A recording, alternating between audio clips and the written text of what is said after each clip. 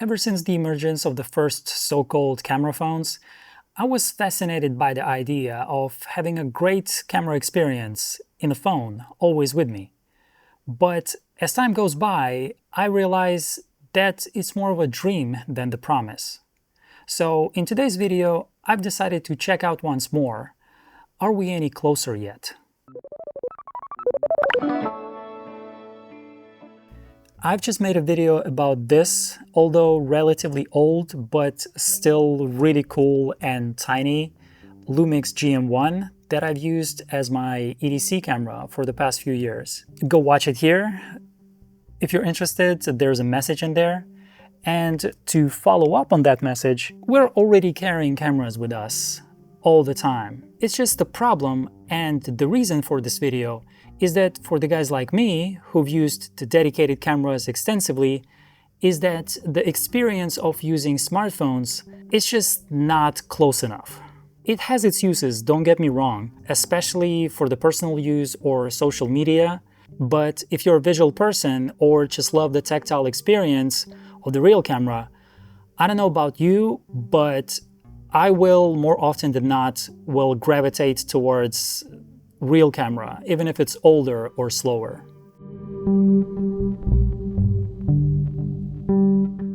So what's the deal here and why that happens?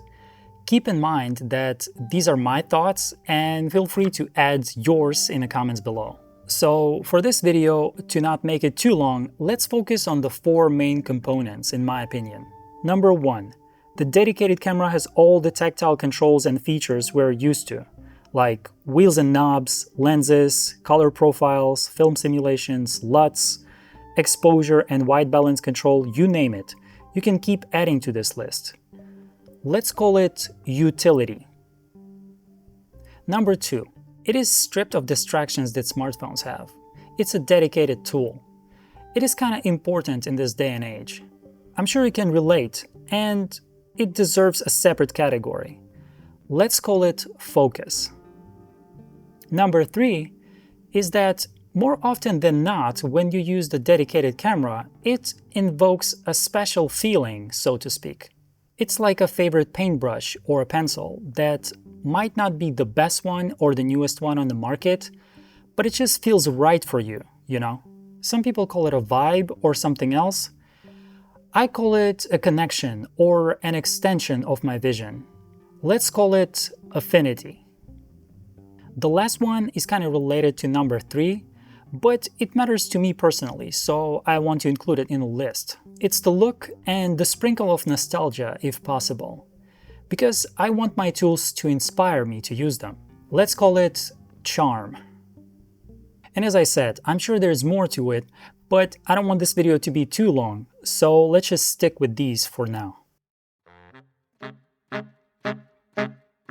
And now I present to you the timeline of my struggles to achieve them all. You can learn from it and hopefully save some money. So I ask myself this: what can we do to this for it to feel more like this? First of all, the smartphone is an ergonomic nightmare. The only means of control are touchscreen and poorly placed shutter button in this case, which could have been a perfect fingerprint sensor too, by the way. But now you just shake your phone even more trying to find and press it. Ideally, I want to tip the scales and keep the camera at around 75 to 80% and give the rest to the AI slop. So I got curious and got this first. It's a shutter grip 2. Basically a glorified handle with the shutter button. So now I can shoot with more stability. And wow, I can even put my camera on a tripod and attach some stuff to it. As an extra, I can attach a wrist strap, remotely trigger my shutter, which is convenient to be honest, and if that's your jam, use a selfie stick. Bare essentials and cheap. But the build is completely plastic. If you're looking for something more premium with the similar functionality, I suggest you look at the Freewell Sherpa grip. It's basically the same idea, just better materials, and the quick release plate on the bottom. This covers utility to the minimal degree, and I feel like it's a good time to address number 2, focus.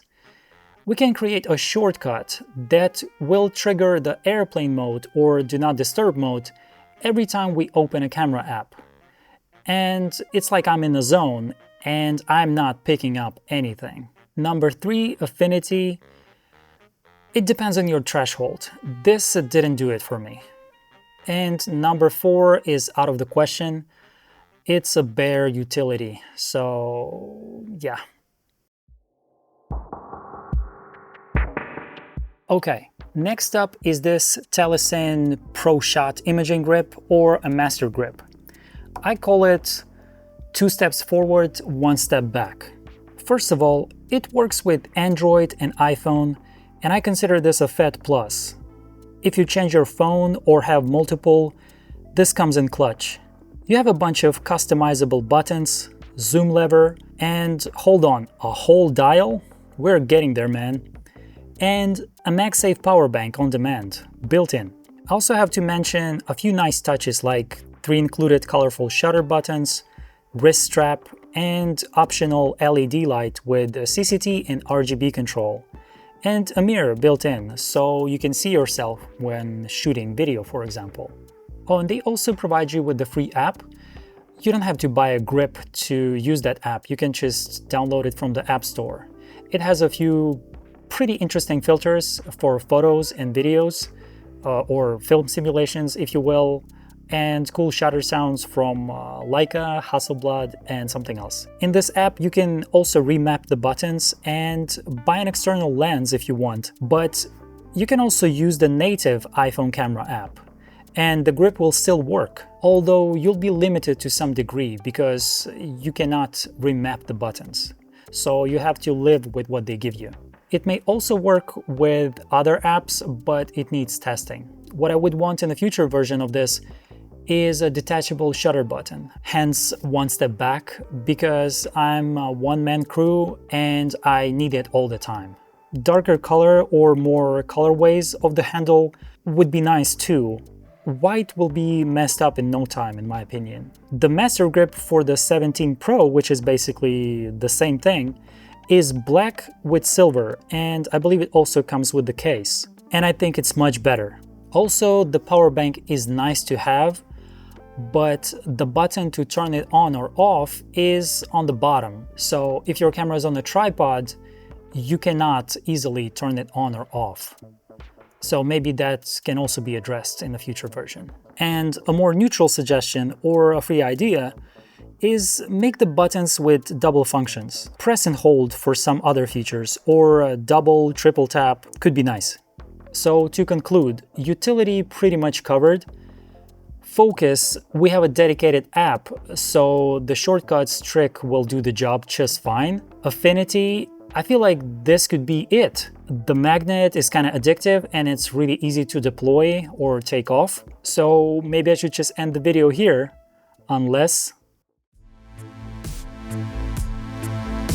You know what they say, a good tool improves the way you work, but a great tool improves the way you think. So here we are, chasing that charm, and boy oh boy, people who designed this thing, they are onto something. This hits all the right notes for me, covering all 4 points. It's the Fotorgear retro photography kit, with some really impressive extras on top. And let me tell you, I haven't felt so excited to use my phone as a camera for a while. Some may say it doesn't come cheap. I thought the same at first.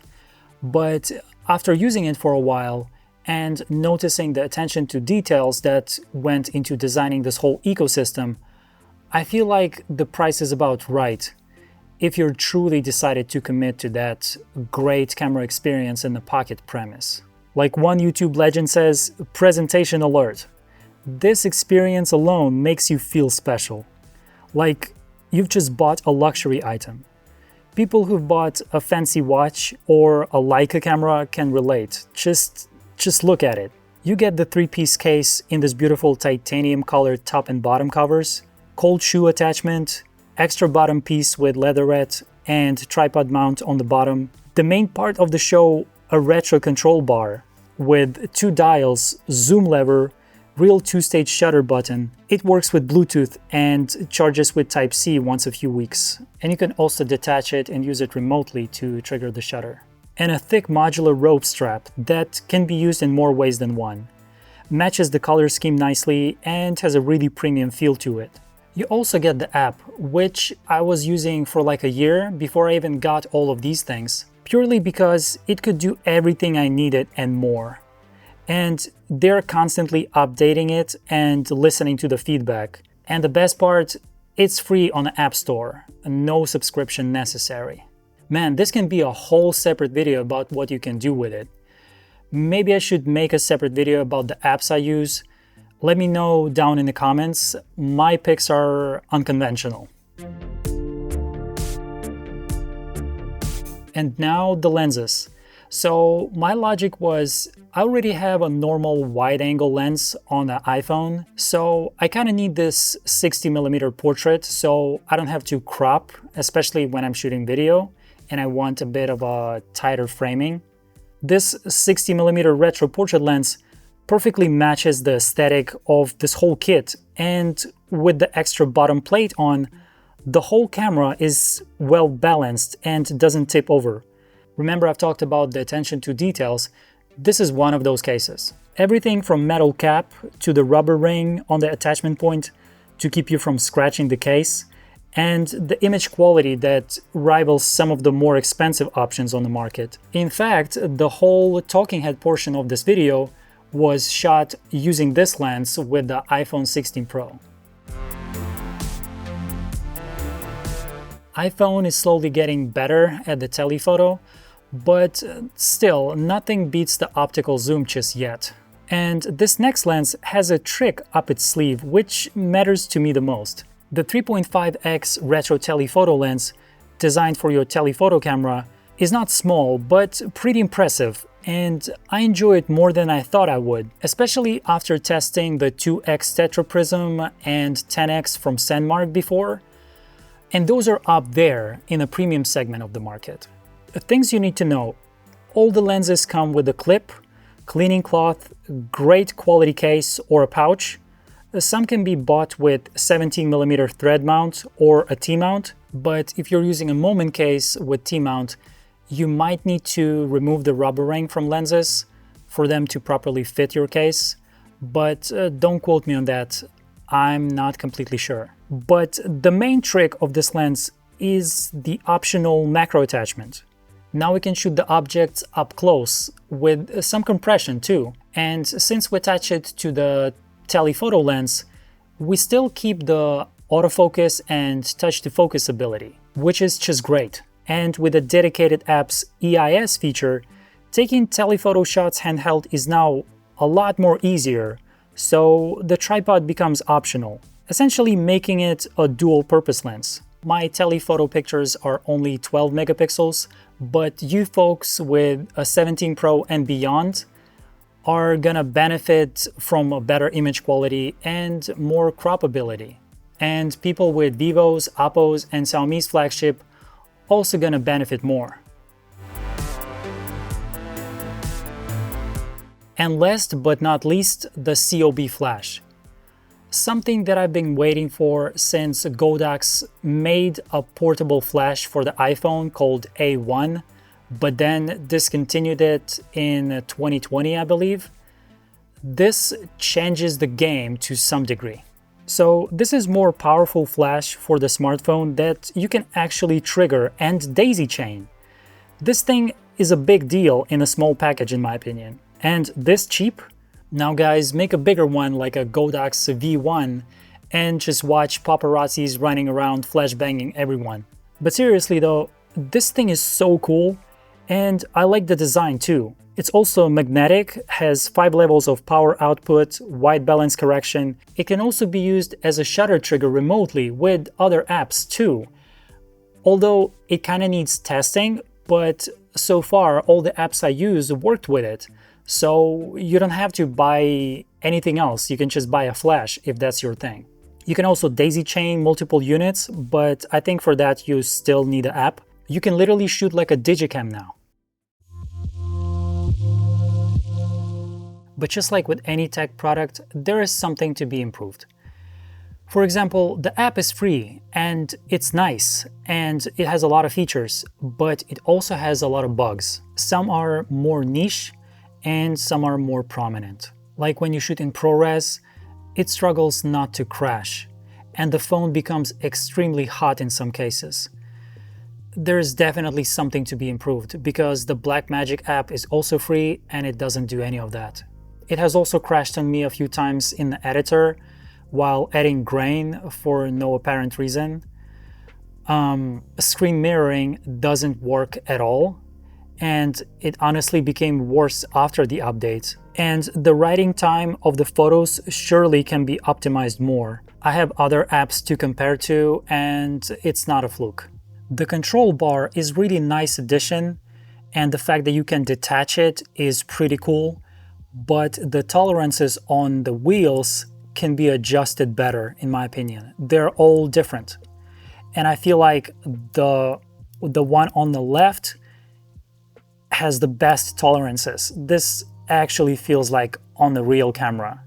Maybe you guys should look into it and make all of them feel like this. The zoom lever is way too loose for my taste, and it zooms way too quickly. It's basically not usable for video if you want to do a slow zooming or something like that. It is more substantial on a Telesin grip, in my opinion. So maybe that can also be improved in the future. As for the lenses I've got, I have no issues with them, especially considering the price. They're all good and they look good too. Maybe a small suggestion, make all of them available in the retro finish with 17mm threads. I feel like you will have more people who would buy that. And the flash, easy purchase for me personally. Only one issue I've had with it, and I already contacted the support and they said they will fix it in the future update, is that when I use everything in conjunction, the retro bar, the flash, the app, the flash will only shoot with the on-screen camera button, not camera control and not retro bar. Obviously software related, and it probably will be debugged later, but this is just how it is right now on the 16 Pro. Maybe on different phones it's just fine. Overall, this is such a cool little ecosystem that they've made that feels like a lot of love and thought was put into it. I really dig it. So to answer the question, are we there yet? I really want to say yes after this. And I feel like these companies are really trying hard to make the experience shooting with a smartphone more tolerable and enjoyable, because it is the camera that you always have with you after all. And I'm sure for many people, these would be just the things they needed. I'm still somewhat committed to the dedicated cameras due to some hardware limitations, at least for the professional applications. But this is getting really close now, and I actually enjoy using it for my personal stuff. And I'm sure for social media it will be just fine. If you watched till the end, definitely let me know what you think down in the comments. Thank you for your time and your support, and keep making memories with what you have. See you next time.